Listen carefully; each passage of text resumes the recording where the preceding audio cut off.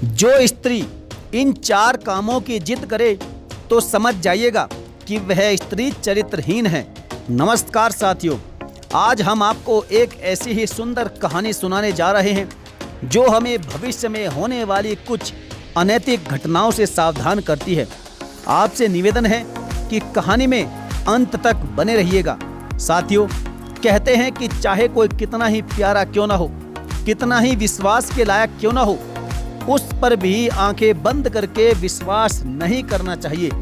यदि कोई विश्वासी है फिर भी उसका छुपकर परीक्षण कर लेना चाहिए। तो चलिए शुरू करते हैं आज की इस कहानी को। किसी नगर में एक साहूकार रहता था। उसका एक बेटा था।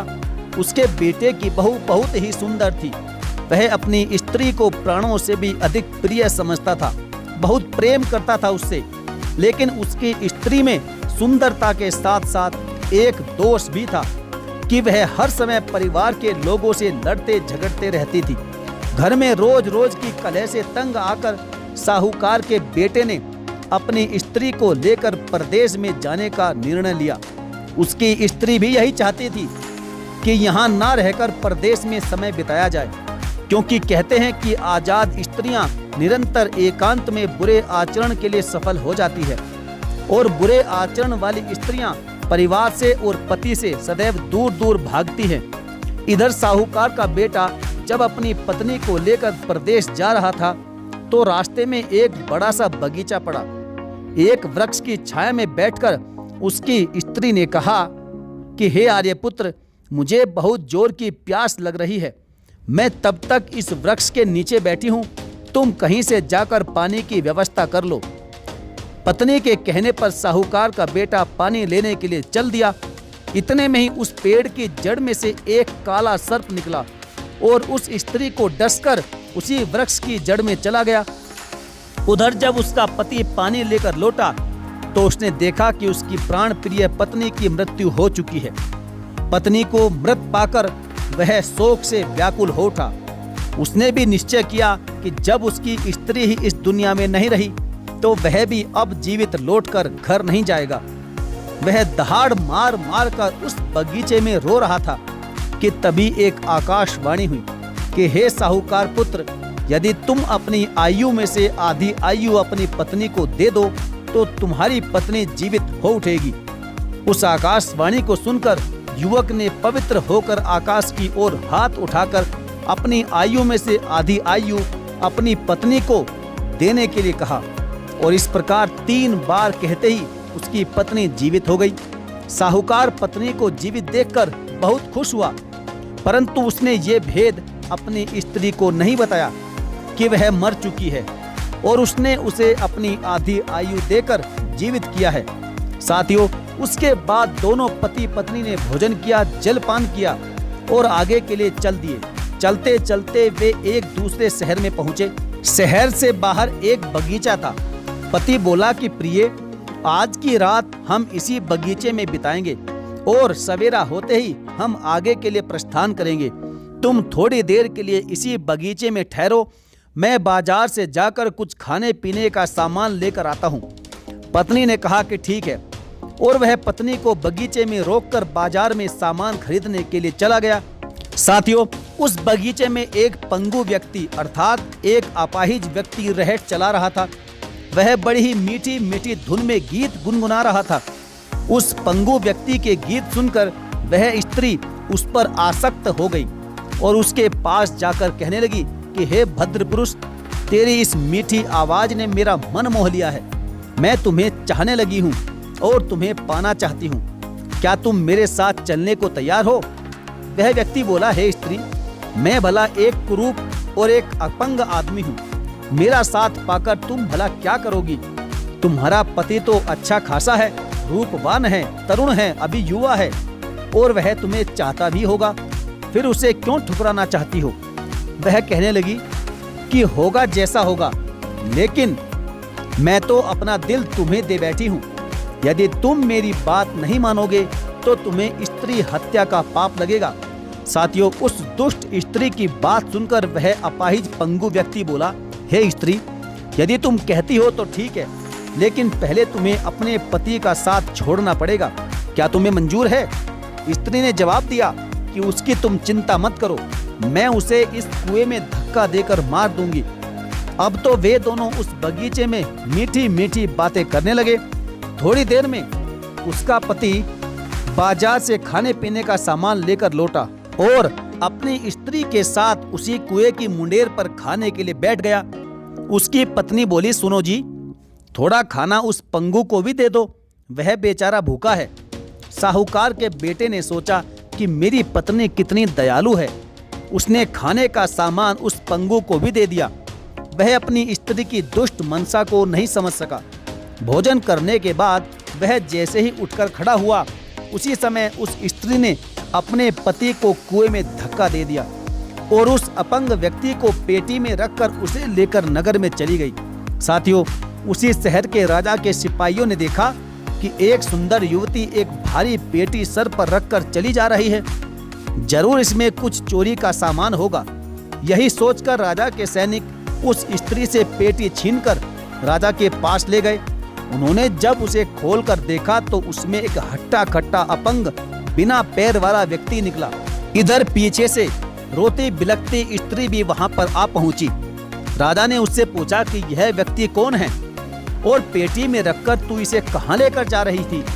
उसने बताया कि यह मेरा बीमार पति है, इसके घर वाले इसे दुख देते हैं, इसलिए मैं इन्हें सिर पर रखकर आपके ही पास आ रही थी कि शायद राजा से कुछ मदद मिल जाए।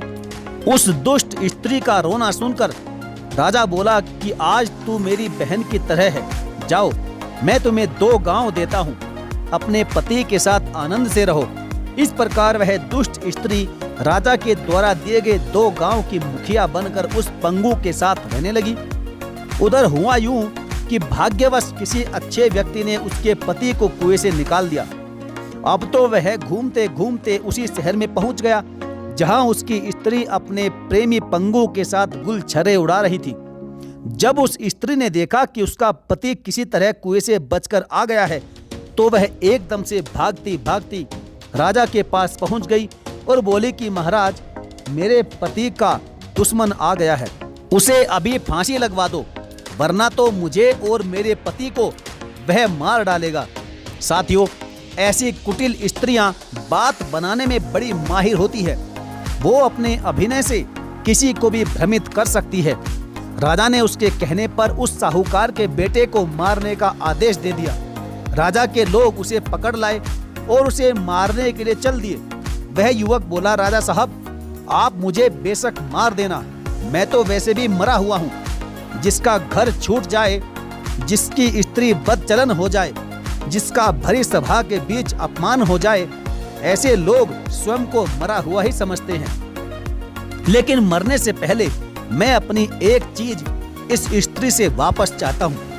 यदि आप वास्तव में एक धर्मज्ञ राजा हो तो मैंने इसे मार्ग में जो चीज दी है, मेरी वह चीज वापस दिलवा दो।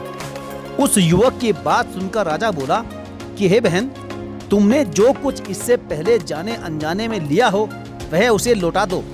वह स्त्री कहने लगी कि महाराज, मैंने इससे कुछ नहीं लिया है, फिर भी आप कहते हैं तो मैं आपकी संतुष्टि के लिए इससे ली हुई चीज इसे वापस करती हूँ।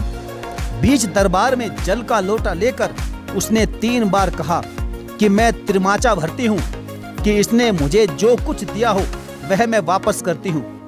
उसके इतना कहते ही उस स्त्री के प्राण निकल गए। यह देखकर पूरा दरबार सन्न रह गया। राजा भी हैरान था। राजा ने पूछा कि यह क्या हुआ और यह कैसे हुआ। तब उस साहूकार के बेटे ने सारी कहानी बताई कि महाराज, यह स्त्री मेरी ब्याहता पत्नी थी, घर में रोज कलेश करती थी, मुझे बार बार प्रदेश चलने के लिए कहती थी। रास्ते में इसकी मृत्यु हो गई। मैंने अपनी आयु में से आधी आयु इसे देकर इसे जीवित करवाया।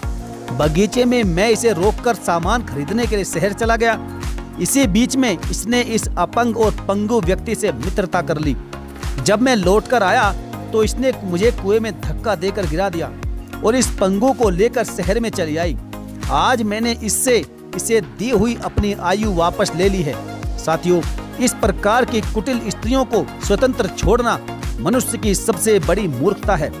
जो स्त्री अन्य पुरुषों के साथ एक साथ रहती है सामने होकर अन्य पुरुषों से बातचीत करती है उसे दुष्ट समझना चाहिए। दूसरों के घर में भेजकर क्षण भर के लिए उन्हें स्वतंत्रता देना, ये स्त्रियों के लिए दोष बताए गए हैं। हंसी मजाक करने वाले पति के मित्र या देवर आदि के साथ एकांत में बैठकर हंसी मजाक नहीं करना चाहिए, क्योंकि किसी अन्य पुरुष के साथ एकांत में बैठना और आजादी से अत्यधिक हंसी मजाक करना, ये सब कुलीन स्त्रियों के पतिव्रत धर्म को नष्ट करने के कारण बनते हैं। दुष्ट पुरुषों का अनुचित आग्रह स्वीकार करना, उनके साथ वार्तालाप करना या हंसी भरे इशारे करना, उनकी बुरी दृष्टि पर ध्यान देना, दूसरे पुरुषों के हाथ से कुछ लेना देना, घर के द्वार पर बैठना या खड़ा होना, राजमार्ग की ओर देखना, किसी अपरिचित देश या घर में जाना, इन कार्यों से अच्छी महिलाओं को बचना चाहिए। बहुत से पुरुषों के बीच से होकर निकलना, ऊंचे स्वर में बोलना, तेज गति से चलना, वाणी और शरीर से चंचलता प्रकट करना, शीतकारी भरना, तांत्रिक क्रियाओं में आसक्ति रखना, यह भी कर्म सुशील स्त्रियों के लिए त्याज्य माने गए हैं। इस तरह के आचरण तो दुष्ट स्त्री में पाए जाते हैं। साथियों, एक बात ध्यान रखना, स्त्री अगर इन 4 कामों की जिद करे तो समझ लेना कि वह स्त्री चरित्रहीन है। पहला, अकारण पति को परदेश भेजकर रहने के लिए विवश करे। दूसरा कारण, जो अपने पति को उसकी इच्छा के बिना घर से बाहर भेजे। तीसरा कारण, जो स्त्री परिवार या पति से अलग होकर अकेली बाहर घूमने की जिद करे। चौथा कारण, जो पति की आर्थिक स्थिति को न देखे और अपने शौक और साजो सामान खरीदने की जिद करे। उनके यह लक्षण बताते हैं कि वह चरित्रहीन है या हो सकती है।